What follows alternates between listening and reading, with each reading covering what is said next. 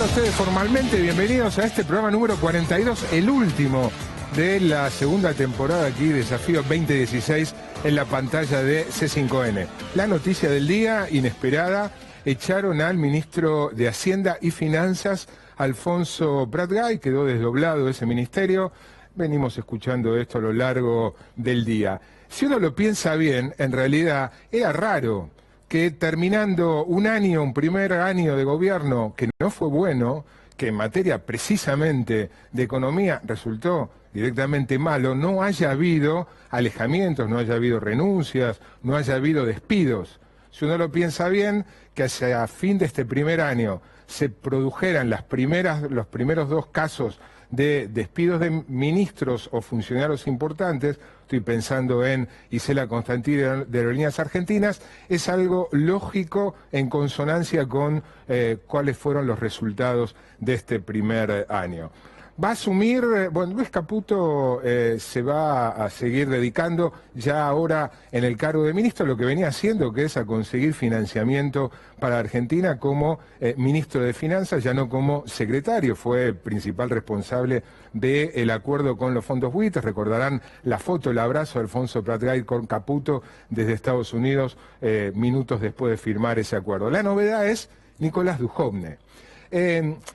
Uno debería esperar a, bueno, cuáles son los anuncios, cuáles son las medidas para opinar, para analizar sobre el futuro de la política económica. Pero bueno, para eso recién nos contaba Ale Berkovich, recién el próximo lunes asume. Ahora también uno puede guiarse por antecedentes para tratar de ir, aunque sea bosquejando, un perfil posible de nueva política económica, un perfil de quién va a llevar las riendas del Ministerio de Hacienda, que básicamente es el encargado, después de toda la dispersión que hubo en la conducción económica con el gobierno de Macri, el ministro de Hacienda se ocupa de ingresos y gastos, de administrar la caja, también de la política tributaria, pero básicamente la función de Hacienda es administrar la caja, administrar el presupuesto, los ingresos y los gastos. Y bueno, Nicolás Dujovne ha tenido, además de una larga trayectoria en el sector financiero, en organismos internacionales, tiene algunos antecedentes como para trazar un primer perfil del nuevo ministro de Hacienda. Fue asesor de un secretario de Hacienda del Ministerio de Roque Fernández, de Pablo Guidotti, en épocas de convertibilidad, un antecedente a tener en cuenta. Pero en el último tiempo él ha escrito y se ha manifestado mucho como columnista del diario La Nación y del programa que Carlos Pañi, Odisea, en TN. Y a partir de lo que él ha escrito y lo que él ha dicho, uno puede pensar que, uno puede afirmar que comparado con Nicolás Dujovne, Prat-Gay es heterodoxo. O sea, Nicolás Dujovne tiene, a través de lo que él ha manifestado, un perfil, si se quiere, mucho más neoliberal, mucho menos, me cuesta decir keynesiano, como Alfonso Prat-Gay se definía, pero Alfonso Prat-Gay tiene alguna formación, no como un economista muy ortodoxo. En cambio, Nicolás Dujovne permanentemente viene haciendo hincapié en la necesidad de reducir el déficit fiscal. Otro antecedente es que es uno de los pocos economistas que en los últimos tiempos habló de la posibilidad de recurrir al Fondo Monetario Internacional. Algo que seguramente no es mal visto por muchos funcionarios del gobierno, pero por una cuestión hasta de imagen política, nadie del gobierno se ha manifestado abriendo la posibilidad de tomar nuevamente créditos con el Fondo Monetario Internacional. Habrá que ver si el Nicolás Dujovne que escribía o que opinaba en televisión, cómo va a actuar sentado en la silla de un ministerio formando parte del equipo económico. Además de su preocupación por el tema fiscal, de reducir el déficit fiscal, él se manifestó sobre la necesidad de reducir lo que algunos denominan los impuestos al trabajo, los aportes y las contribuciones al sistema previsional. Habrá que ver si ahora como ministro impulsa medidas en ese sentido. Y también fue muy claro respecto a la necesidad de que el país se abra más a las importaciones, más de lo que está, por supuesto, mucho más de lo que estaba con el gobierno anterior, pero más de una apertura mayor incluso a la que ha hecho en este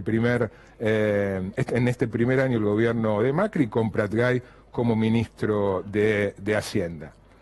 Algo para destacar de la noticia de hoy es que mientras desde el establishment, los consultores, muchos economistas, incluso analistas políticos, le reclamaban o cuestionaban la disgregación que había en la decisión económica, ministro de Energía, ministro de Transporte, la obra pública, una parte la tiene Dietrich, otra parte la tiene Rogelio Frigerio, Ministerio de Comunicaciones, lo que reclamaban era mayor poder para el ministro de Hacienda, para el ministro de Economía. Contra ese reclamo, lo que ocurrió hoy fue al revés. Desdoblaron el ministerio, o sea, hay más dispersión en la decisión. Si eso complica o no complica, si tener un superministro o tener repartido el juego para que el presidente, es una cuestión de decisión. Lo que marco es que va a contramano de lo que se le reclamaba. Y acá vamos a ver dos ejemplos de columnas en las cuales se le reclama precisamente al gobierno y vinculando el tema fiscal, la necesidad de recortar el gasto con la, según estas opiniones, excesiva cantidad de ministerios.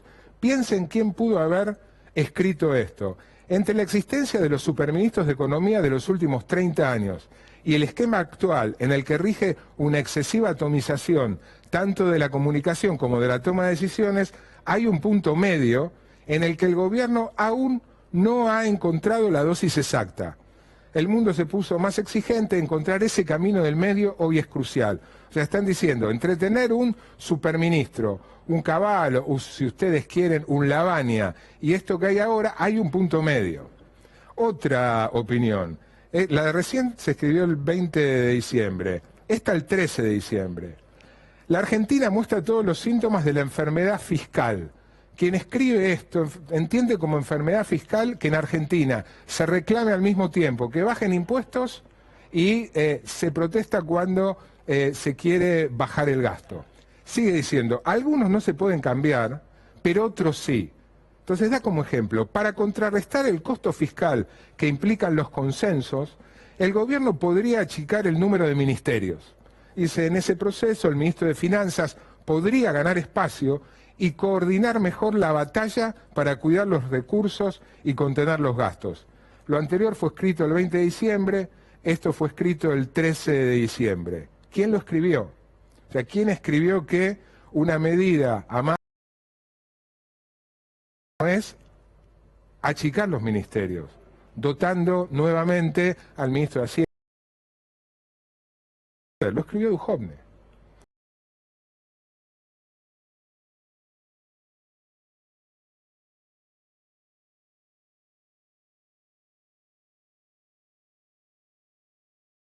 Que se desdobla. Quien escribe y ahora quien tiene que hacerse cargo de la función. Hay gente que quedó descolocada con el despido de Alfonso Pratgay. ¿Por qué? Y bueno, un ejemplo es este que están viendo aquí. Esto es una nota de La Nación donde da cuenta de que una revista muy importante en los circuitos financieros internacionales, realmente importante, Euromoney, le otorgó a Alfonso Pratgay hace no mucho, esto es reciente, octubre de este año, esto es en el marco de la Asamblea Anual del Fondo Monetario Internacional, ahí lo vemos a Caputo, el flamante ahora ministro de Finanzas, el segundo de Pratgay, Pedro Lacoste, y Gustavo Marconato, que es quien lleva los números, lleva el presupuesto. Y ahí lo tenemos a Pratgay, que está siendo galardonado como el mejor ministro de Finanzas del año. No terminó el año como ministro de Finanzas, así que para el gobierno de Macri, al menos, y a juzgar por las opiniones que hay sobre la economía, para la mayoría de los argentinos también, Alfonso Pratgay no fue el mejor ministro de Economía o de Hacienda o de Finanzas del año.